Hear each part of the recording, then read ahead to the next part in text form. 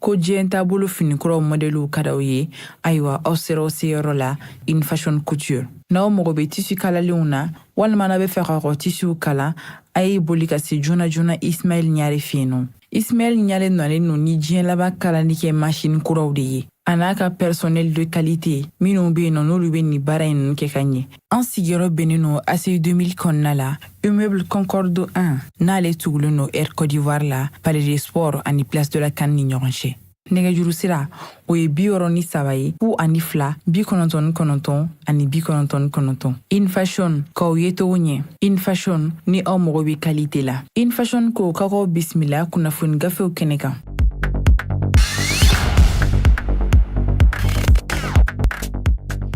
Balima joliba jabarani filɛbaw an ka foli ani tanu ni an b'o taga di aw bɛɛ lajɛlen ma bi juma ye imana min ye décembre kalo tile 15 o ye bi ye ka aw bɛɛ lajɛlen fo ka aw waleɲuman dɔn an minnu bɛ ka an lamɛn radio joliba fana sanfɛ an tɛ ɲinɛ aw kɔ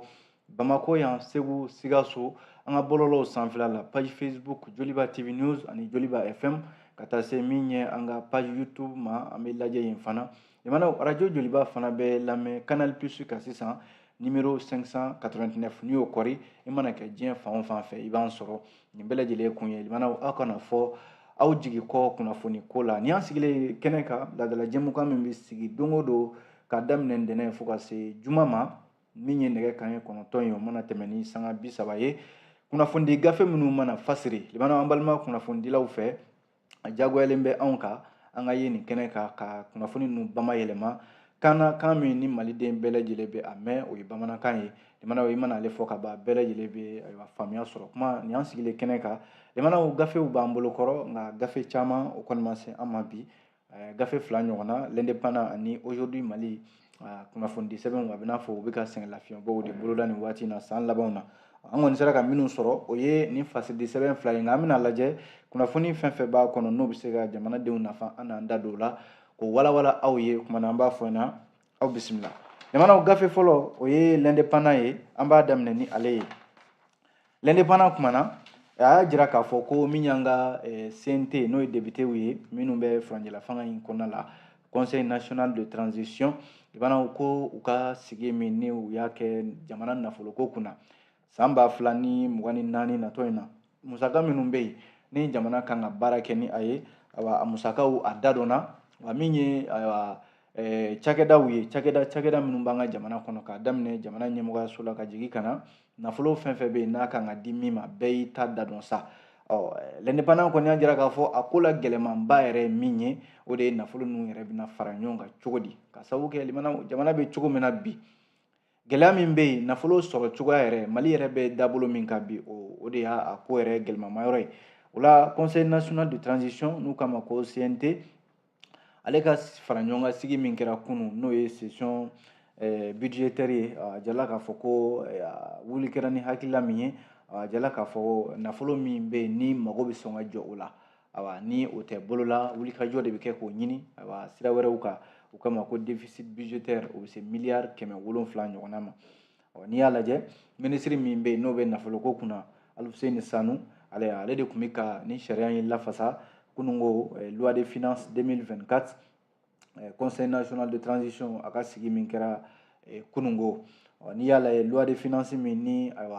bolowuli kɛra CNT maaw fɛ ko sɔn kɛra a ma limanaw a jala k'a fɔ nafolo in a tila cogoya de filɛ nin ko min ye Mali ka budget ye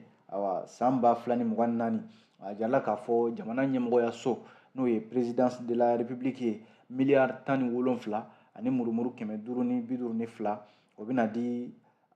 jamana ɲɛmɔgɔyaso ma min ye premier ministre ka baarakɛyɔrɔ ye primature miliyari 13 ani murumuru 189 o bɛna di primature ma min bɛ cour constitutionnelle miliyari 1 o bɛna di olu ma miliyari 5 o bɛna di cour suprême ma min ye conseil économique social et culturel miliyari 1 o bɛna di o ma min bɛ tali kɛ haut conseil des collectivités territoriales miliyari 1 o bɛna di olu fana ma n'i y'a lajɛ cakɛda minnu fana bɛ yen nɔ i n'a fɔ minisiriso minnu bɛ yen nɔ ni olu baara fanga ka bon kosɛbɛ an bɛ se k'a fɔ ten l'indépendant ka ɲɛfɔli la ko miliyari 472 murumuru 661 o bɛna tila olu ni ɲɔgɔn cɛ o minisiriso fɔlɔ ye an ka kɛlɛcɛw ministre de la défense et des anciens combattants a jala k'a fɔ yen ko miliyari 400 miliyari 458 murumuru 340 fasiri kɛmɛ k'a fɔ nin cogoya de la o bɛna di olu ma miliyari 103 murumuru 217 o bɛna di an ka minisiriso min bɛ kalanko kunna n'i ye jateminɛ kɛ kuranko ni jiko minisiriso ko miliyari 103 o de bɛna di olu ma miliyari 95 o bɛna di département administration territoriale a n'a ɲɔgɔnna caman minisiriso min yɛrɛ fana bɛ nafoloko kunna a yala k'a fɔ miliyari 192 ani murumuru 305 o bɛna di olu ma n'i y'a lajɛ miliyari 45 o bɛna di refondation minisiriso ma miliyari 1 o bɛna di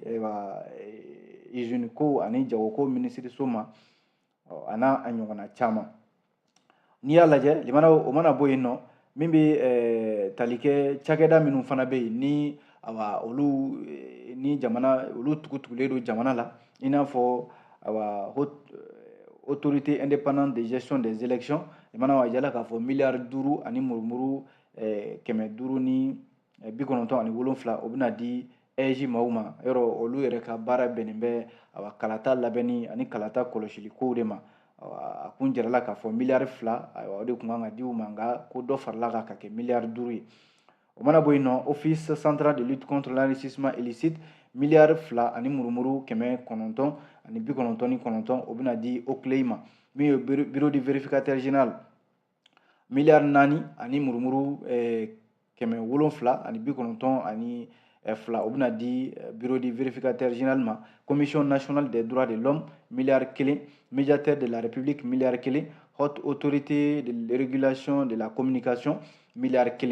1 limanaw ko dɛmɛ bɛ ta ka ɲɛsin cakɛda dɔw ma i n'a fɔ nafolo kun kan ka di olu ma ko nafolo min ye san 2024 ye taabolo kura minnu tara nafolo ko la jala k'a fɔ conseil national de transition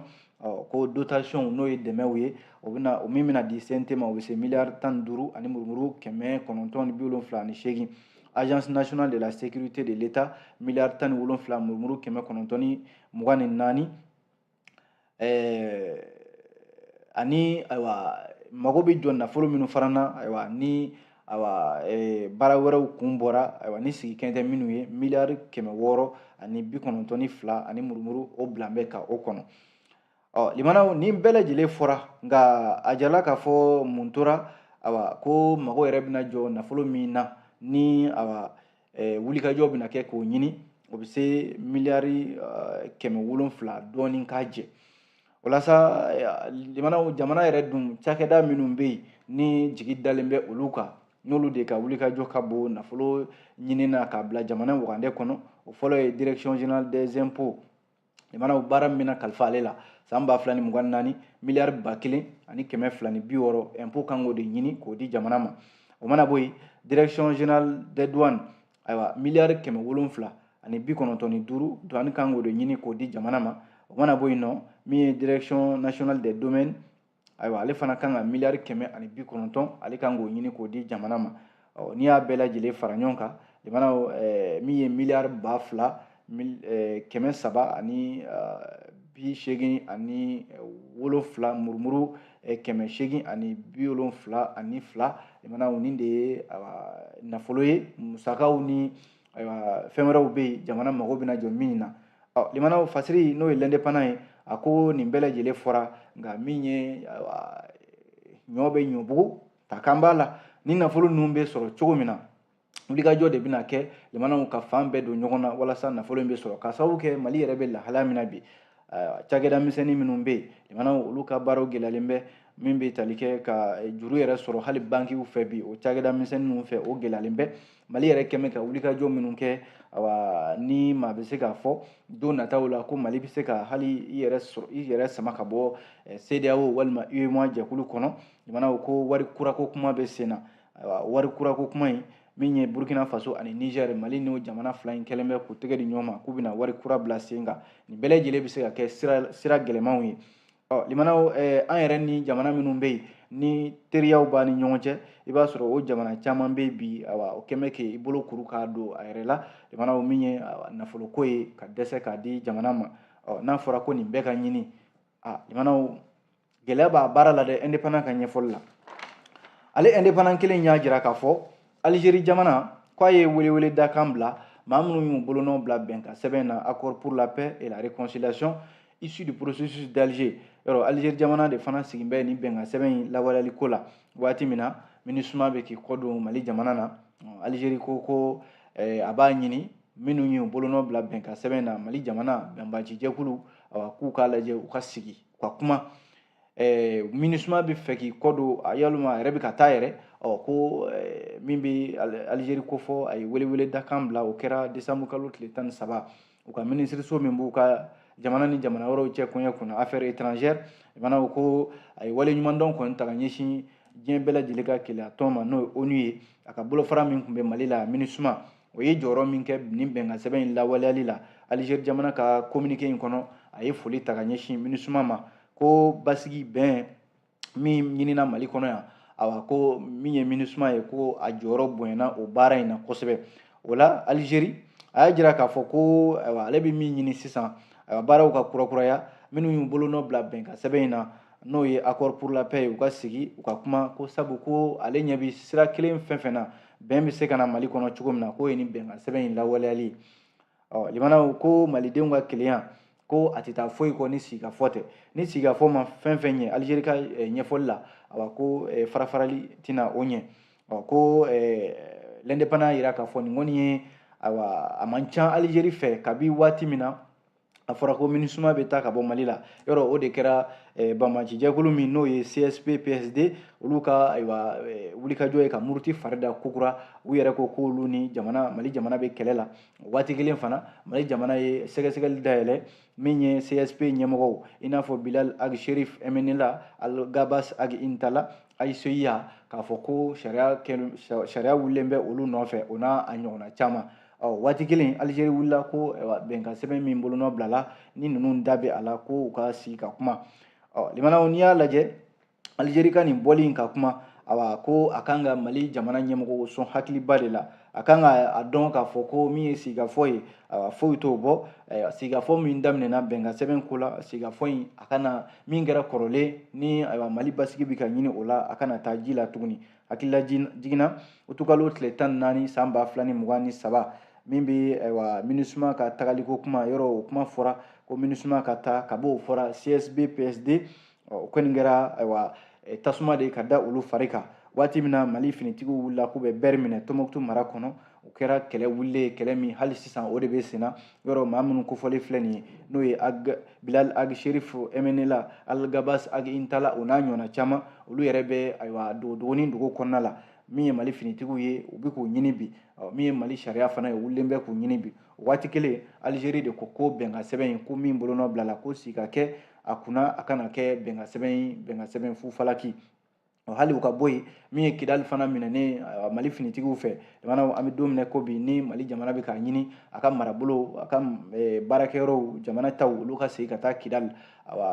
waati kelen fana jamana min ye CSP PSD olu kɛlen bɛ ka dogoni dogo boloda u bɛ ka fɛn fɛn labɛn dogo la maa si kɔni tɛ Ala ye k'a dɔn Algérie ka nin kuma in k'a fɔ ko fan fila bɛɛ lajɛlen k'a lajɛ u ka sigikafɔ kɛ ko a kan ka jamana ɲɛmɔgɔw fana sɔn hakili la jamanaw an bɛ bɔ indépendant kɔnɔ ni kunnafoni min ye o ye haute autorité de la communication n'u k'a ma ko HAC ye wele bila radio sow kɛnyɛrɛ radio sow ani télévision sow minnu bɛ yen n'u bɛ furaw n'o ye farafin furaw jamanaw n'u bɛ u jago u ka radio sow sanfɛ jamanaw ko a kɛn bɛ kɔlɔlɔ ye bi i b'a sɔrɔ a fura feere ninnu senfɛ kuma fasugu bɛɛ lajɛlen i b'a mɛn i tulo la a kuma ninnu tiɲɛ b'a la wa nkalon b'a la wa a bɛ maaw furakɛ wa maa kɔni tɛ kɛ Ala ye k'a dɔn haute autorité de la communication de ko nin ko in bɛ min bɛ senna nin ye a sera a ka dabila ko u bɛ wele bila min ye kɛnyɛrɛ ye radio sow ma ayiwa n'i y'a lajɛ direction de la pharmacie et du médicament DPM ale ka yamaruya kɔnɔna la awa ko jateminɛ kɛra k'a fɔ farafin fura minnu bɛ feere radio sow ni télévision sow sanfɛ k'a fɔ n bɛ se ka nin kɛ walima nin farafin fura in bɛ n bolo a bɛ bana bɛɛ furakɛ awa n'a kɛmɛ sababu yɛrɛ ye ka kɔlɔlɔ se maaw ma awa ko haute autorité de la communication ko ale ye laɲini kɛ a ye sigikafɔ yɛrɛ ɲini jɛkulu caman conseil national de l'ordre des médecins du Mali direction nationale de la pharmacie haut conseil islamique église catholique protestants min ye fédération nationale des tradithérapeutes et herboristes du Mali u ye sigikafɔ ɲini nin bɛɛ ni ɲɔgɔn cɛ lemana wula ni hakilila min ye o de ye k'a fɔ ko fura min bɛ jago radio sow ni kɛnyɛrɛ radio sow sanfɛ awa ko sariya de bɛ ko bɛɛ lajɛlen la n'a ma ɲɛ k'a fɔ i bɛ fura feere lemana i ka tɛmɛ ni sariya ye sariya minnu bɛ yen loi numéro 2017 017 12 juin 2017 min b'a jira k'a fɔ régime publicitaire min bɛ yen o bɛ yamaruya ka fura feere ani arrêté numéro 2018-4281 min b'a jira k'a fɔ ko fura feere yamaruyalen don i bolo nin bɛɛ lajɛlen ye sariyaw ye n'i ma tɛmɛ nin fɛ nka ka wuli de n bɛ se nin na ko fura nin bɛ n bolo a bɛ bana bɛɛ furakɛ limanaw nkalon b'a la tiɲɛ b'a la maa ko n tɛ kɛ ala ye k'a dɔn o de la haki ko yanni décembre kalo min filɛ n'an b'a la nin ye yanni tile 31 san 2023 cɛ limanaw u ka fura feere ninnu u k'a jɔ u ka taama ni sariya ye n'o tɛ radio so ninnu dɔw yɛrɛ bɛ se ka datugu dɛ haki ka kuma la kunnafoni filɛ nin limanaw an ye nin bɔ l'indépendant kɔnɔ bi aw bonya b'a la.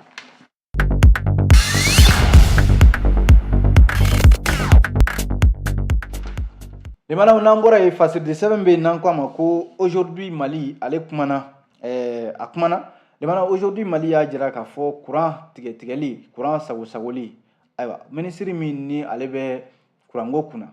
Bintu Kamara Bintu Kamara bɔra kosa in na ka kuma kuranko kuma kan yɔrɔ Bintu Kamara kuma min bɔra da o ye k'a fɔ ko énergie du Mali EDMSA ayiwa ko muso in ka bɔli limanaw k'a kɛra i b'a fɔ ko kunfɛ bɔli sabu n'i bɔra ka kuma limanaw dalu fɔ k'a fɔ sonyɛni bɛ baarakɛyɔrɔ la ko o de kɛmɛ ka baarakɛyɔrɔ sigi a sendɛgɛ kɔnɔna la limanaw ni o bɔli yɛrɛ tilala ka kɛ forokoni tolen a dogisara la a ko bɛ na dilan cogo di fasiri ka ɲɛfɔli la ko min ye Bintu Kamara ye a ka nin bɔli na ka ɲɛsin kuranko gɛlɛya ma k'a bɛ n'a fɔ k'a ye EDMSA tɔ coron ka taa fɛ de fasiri ka ɲɛfɔli la sabu ko kalo kelen kɔfɛ min ye Bintu Kamara ye a bɔra télévision nationale sanfɛ k'a jira k'a fɔ ko sonyɛni n'o ye taji n'o ye essence ni gasoil ye olu de bɛ sonyɛ énergie du Mali kɔnɔna la a jala k'a fɔ maaw hakili b'a la limanaw ni gɛlɛya yɛrɛ kun ye énergie sɔrɔ i b'a sɔrɔ dɛmɛ bɛ bɔ fan o fan dɛmɛ bɛ bɔ yen misali la hakilila jiginna Banque Ouest Africaine de Développement BOAD yɔrɔ ko ale yɛrɛ kun kelen bɛ ka miliyari 100 ɲɔgɔnna k'o bila énergie ka bolo kan a kun ye miliyari 45 yɛrɛ di ka ban a tɔ kun tora miliyari 55 ye ko o miliyari 55 o kun bɛ sɔn ka di banki tɔw fɛ nka hali sisan o wari tɔ jamanaw o ma se ka di munna ka sababu kɛ ko danaya yɛrɛ bɛ fɛ ka tiɲɛ EDMSA ani a baarakɛɲɔgɔn tɔw cɛ sabu ko maa si tɛna i to i yɛrɛ ma jamanaw k'a fɔ k'i b'i ka nafolo bɔ k'a di EDM ma yɔrɔ min bɛ yen ni sonyɛni bɛ yen nɔ ka sababu kɛ mun ye minisiri min n'ale bɔra n'a ko EDMSA fɛn fɛn bɛ don EDM kɔnɔna la nafolo la walima taji la k'a bɛɛ lajɛlen bɛ sonyɛ de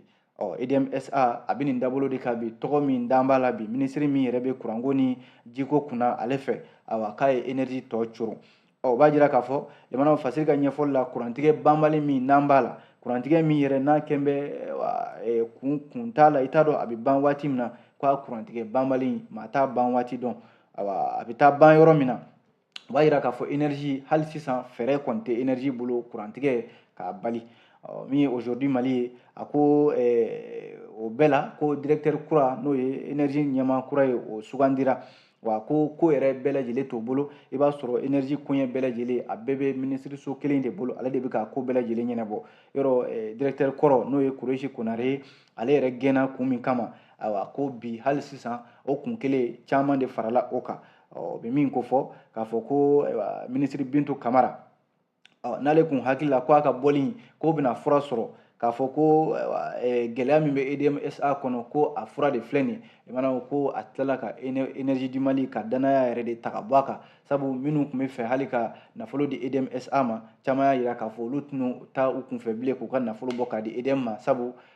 nafolo in a bɛna suɲɛ wa a bɛna taa da min fɛ wa olu yɛrɛ tɛna kɛ ala ye k'o dɔn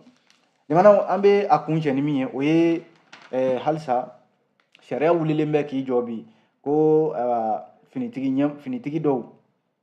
ani jagokɛlaw fo ka taa se minisiri kɔrɔw ma sariya wulilen bɛ olu nɔfɛ dugukolo ko sɛgɛsɛgɛli la o la sa maa minnu bɛ yen ni wulikɛn bɛ u nɔfɛ jamanaw minisiri 4 b'a la o bɛ ala ma hinɛna Ibrahim Boubacar Keita ale ka fanga waati olu ye minisiriya kɛ o waati min ye banki ɲɛmaa kɔrɔ dɔ ye ka taa se général 4 ɲɔgɔnna ma a bɛɛ lajɛlen ye fanga jɔyɔrɔbaw kɛ ala ma hinɛna Ibrahim Boubacar Keita ale ka fanga waati la jamanaw fo kana se utukalo tile 18 san 2020 fanga dafirila jamanaw ko colonel 5 b'a la min ye jagokɛla kelen o b'a la o yɛrɛ ni jamanakuntigi kɔrɔ in kun ka surun kosɛbɛ a jala k'a fɔ limanaw ko in kɔni maa bɛ se ka ko minɛ ko fitinin don nka jamana sariya sunba min bɛ yen n'o ye cour suprême ye o procureur général jamana sariya bɛɛ lajɛlen sariya sun min bɛ sariya bɛɛ lajɛlen sanfɛ ale de wulilen bɛ k'i jɔ ka nin ko in k'a ta ba la kunnafoni k'a cari ka yamaruya yɛrɛ di min ye cakɛda ma n'o ye direction générale des domaines a fɔ ale ka se ka wulikajɔ kɛ ka se ka min ye ni dugukolo ko min n'a kuma fɔlen bɛ ni généraliw n'a colonelw fo ka taa se jagokɛlaw ma Ibrahim Boubacar Keita ka waati la ko ka sɛgɛsɛgɛli kɛ ɲininkali minnu kɛlen bɛ fasiri fɛ yalima dugukolo minnu suɲɛna ninnu fɛ yalima a dugukolo ninnu limanaw u tara cogo di ani maa minnu filɛ nin ni wulikɛn bɛ u nɔfɛ u y'u to u jɔyɔrɔw de la ka nafolo caya a bɛ fɔ min ma ko blanchissement d'argent walima ka waleya wɛrɛw kɛ minnu yɛrɛ tɛ faamuya hakili la fiyewu o kɛn bɛ k'o de kɛ wa a mana kɛ cogo o cogo sariya kɔni wulilen bɛ k'i jɔ bi limanaw ka se ka maa minnu bɛ yen ni u da yera k'a fɔ ko dugukolo ko kuma b'u nɔfɛ dugukolo b'u bolo min yɛrɛ maa tɛ se k'i miiri k'a fɔ maanifin bɛ se k'a sɔrɔ o de la direction nationale du cadastre ko in bɛɛ lajɛlen bɛ ka munumunu ale de da fɛ ale de kan ka cour suprême kɛn bɛ ka welewele dakan min bila bi kabi utukalo tile 30 san 2023 fo ka n'a bila bi la limanaw ka sɛgɛsɛgɛli kɛ ko nka ko sɛgɛsɛgɛli in kɛn bɛ i b'a fɔ ko jakumabo limanaw a dogolen bɛ maa minnu bilalen bɛ a sɛgɛsɛgɛli la olu dɔrɔn de bɛ a ko kalama a mana kɛ cogo o cogo fɛn kelen kɔni bɛ yen limanaw o ye ndɔn ɲɛ ye o tɛ komi k'a fɔ ko maa minnu bɛ yen nɔ ni siga kelen b'u la Ibrahim Boubacar Keita ka waati la directeur général des banques b'a la généraux 4 b'a la min ye Ibrahim Boubacar Keita ka waati la kabi utukalo tile 18 san 2020 colonel 5 ani jagokɛla kelen minnu bɛɛ lajɛlen ka surun minnu bɛɛ lajɛlen kun ka surun Ibrahim Boubacar Keita la El Hadj Abe Haidara a kɔni ko nin ko in affaire à suivre o b'a jira k'a fɔ nin ma ban fɔlɔ dɛ limanaw an b'a bila yan an sera ka min lakali aw ye an ye nin sɔrɔ aujourd'hui Mali kɔnɔna la o ye nin ye o kuma na a kana ɲinɛ su in na an na ɲɔgɔn sɔrɔ aw ka jɛmukan min bɛ kuma jamana kibaruya min bɛ yen sisan o ye k'a fɔ jamana camancɛ lakanabaliya bɛ yen an bɛna baro sigi o kan su in na an n'an ka maa welelenw jama kodi ale kɛnɛ kan nɛgɛ kanɲɛ 20 mana tɛmɛ ni sanga 30 ye an n'an ka maa welelenw min ye lakanabaliya ye jamana camancɛ an n'an da don a la k'a walawala yanni o cɛ ala ka waati wɛrɛ yira an na. Nin kun ye kunnafoni gafew ye ni Infashion ka dɛmɛ ye. An sigiyɔrɔ bɛnnen no ACI 2000 kɔnɔna la immeuble Concorde 1 n'ale tugulen no Air Côte d'Ivoire la Palais des Sports ani Place de la CAN ni ɲɔgɔn cɛ. Nɛgɛjuru sira o ye 63 ye 02 99 ani 99. Infashion k'aw ye togo ɲɛ. Infashion ni aw mago bɛ qualité la.